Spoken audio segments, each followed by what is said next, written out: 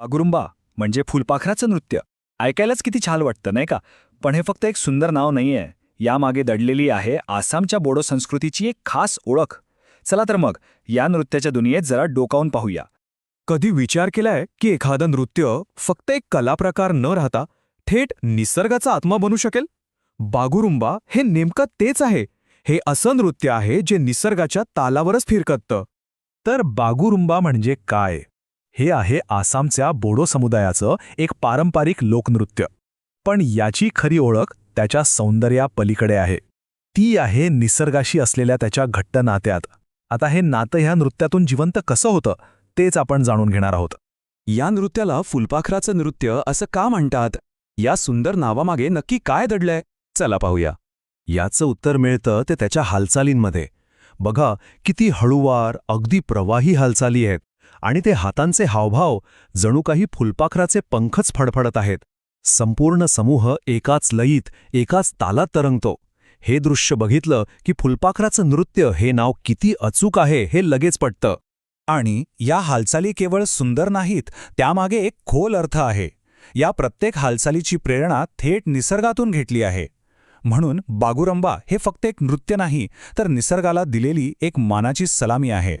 म्हणजे बघा, नर्तकी फक्त फुलपाखरांसारखं नाचत नाहीत, तर त्या उडणाऱ्या पक्ष्यांच्या, खळाळून वाहणाऱ्या नद्यांच्या आणि वाऱ्यावर डोलणाऱ्या झाडांच्या हालचालीसुद्धा साकारतात. जणू काही त्यांच्या आजूबाजूचं संपूर्ण जगच या नृत्यात जिवंत होतं. आणि यातूनच बोडो लोकांचं त्यांच्या निसर्गाशी किती घट्ट नातं आहे हे आपल्याला स्पष्टपणे दिसतं. बरं, इतका सुंदर नृत्य सादर कोण करतं? या कलाकारांच्या भूमिकांमध्येही एक छान संतुलन आहे. चला तेच आता समजून घेऊया. बागुरुंबामध्ये एक सुंदर ताळमेळ आहे. स्त्रिया नर्तिका म्हणून निसर्गाच्या त्या नाजूक हालचालींना जिवंत करतात आणि पुरुष संगीतकार म्हणून त्या नृत्याला साजेसं संगीत देतात. म्हणजे बघा, नृत्य आणि संगीत यांची किती छान जुगलबंदी आहे, जी या सादरीकरणात एक अद्भुत समतोल निर्माण करते. या नृत्याचं दृश्य सौंदर्य आणखी खुलतं ते त्यांच्या पारंपरिक पोशाखामुळे. रंगांची एक वेगळीच दुनिया आहे ही. नर्तिकांचा पोशाख बघा, दोखोना नावाचं हे रंगीबेरंगी हाताने विणलेलं कापड, त्यावर ज्वामग्रा आणि खांद्यावर ॲरोना आई नावाचं हा सुंदर स्कार्फ. हे सगळं एकत्र आल्यावर असं वाटतं जणू निसर्गाचे सगळे रंगच एकत्र आले आहेत. आणि हो, फुलांचे दागिने आणि पारंपरिक अलंकार तर या सौंदर्यात आणखीच भर घालतात. त्यामुळे हे सादरीकरण अजूनच जिवंत वाटतं. आता या सुंदर दृश्याला साथ देणारं संगीत ते कसं असेल? बागुरुंबाचं संगीतही तितकंच खास आहे.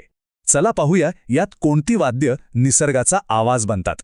या संगीताचा गाभा आहेत 4 मुख्य वाद्य. सेरजा जे मुख्य सूर देतं, खाम नावाचा ढोल जो ताल धरतो, सिपुंग म्हणजे एक लांब बासरी जी शांत सूर लावते, आणि जोथा म्हणजे झांजा ज्या तालाला एक वेगळीच रंगत आणतात. ही सगळी वाद्य एकत्र वाजतात तेव्हा असं वाटतं की आपण थेट आसामच्या निसर्गरम्य वातावरणातच पोचलो आहोत. तर आपण हालचाली बघितल्या, कलाकार, त्यांचे पोशाख आणि संगीतही पाहिलं. आता हे सगळं जेव्हा एकत्र येतं तेव्हा बागुरुंबाचा खरा अर्थ आणि त्याचा मोठा सांस्कृतिक वारसा आपल्यासमोर उभा राहतो.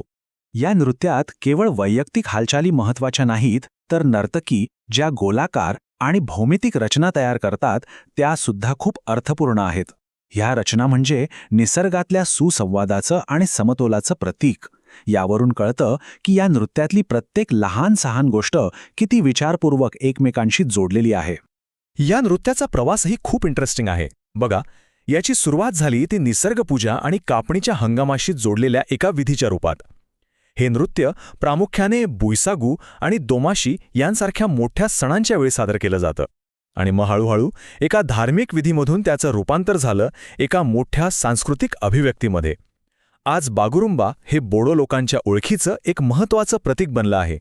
थोडक्यात सांगायचं तर बागुरुंबा हे फक्त एक नृत्य नाहीये, ते एका संपूर्ण संस्कृतीचं, निसर्गाशी असलेलं जे अतूट नातं आहे त्याचं एक जिवंत प्रदर्शन आहे. त्यांच्या भावना, त्यांचा आदर या सगळ्याचं ते प्रतीक आहे.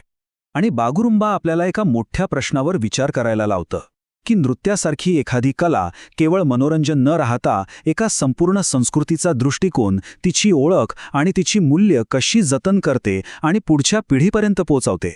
खरंच किती शक्तिशाली माध्यम आहे